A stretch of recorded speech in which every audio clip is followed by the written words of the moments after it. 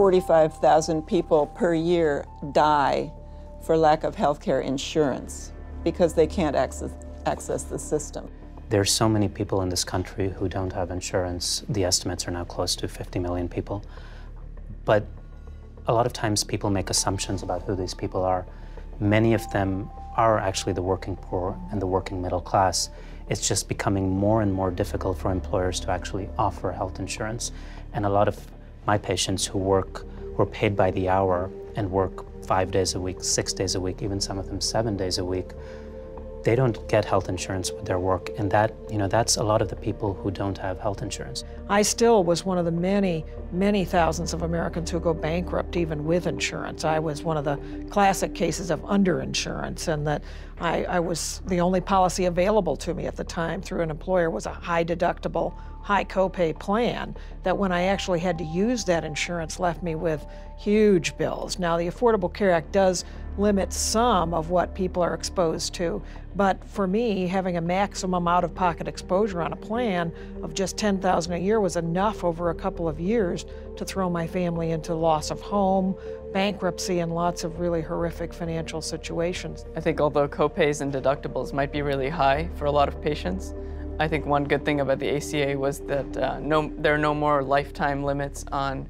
how much insurance plans pay out, and there are no annual limits either.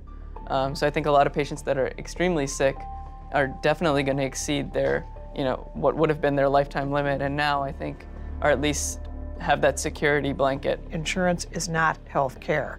Insurance is a financial product sold to protect our health and wealth, which may do neither thing very well.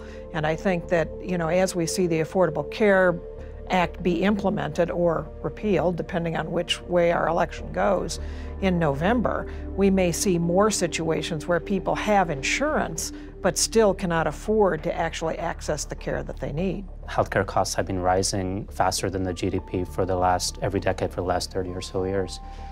We spend now much more than any other country per person in healthcare, and that's even considering the fact that not every American has insurance or has access to healthcare. The question here is not whether we're going to deal with costs, but it's how we're going to deal with costs. It's whether it's acceptable for us to shift more of that burden onto American families. Well, even with the unemployment rate, you have to I fear if I ever lost my job, I'd lose my health insurance. And I can't have any other way of getting health insurance besides getting another full-time job to insure my family. Our healthcare system has plenty of money in it. It's not a question of not having enough money. It's how we spend the money and who profits from it. And one of the reasons for doing treatment sometimes, it's not a good reason, is for profit, for the profit motive. And our whole system is based on the profit motive. Insurance companies that really are private entities that are on Wall Street. They make money by making money. That's what their business is. Their business is not making people healthy. That's not it's making their stockholders secure. It's not making patients secure.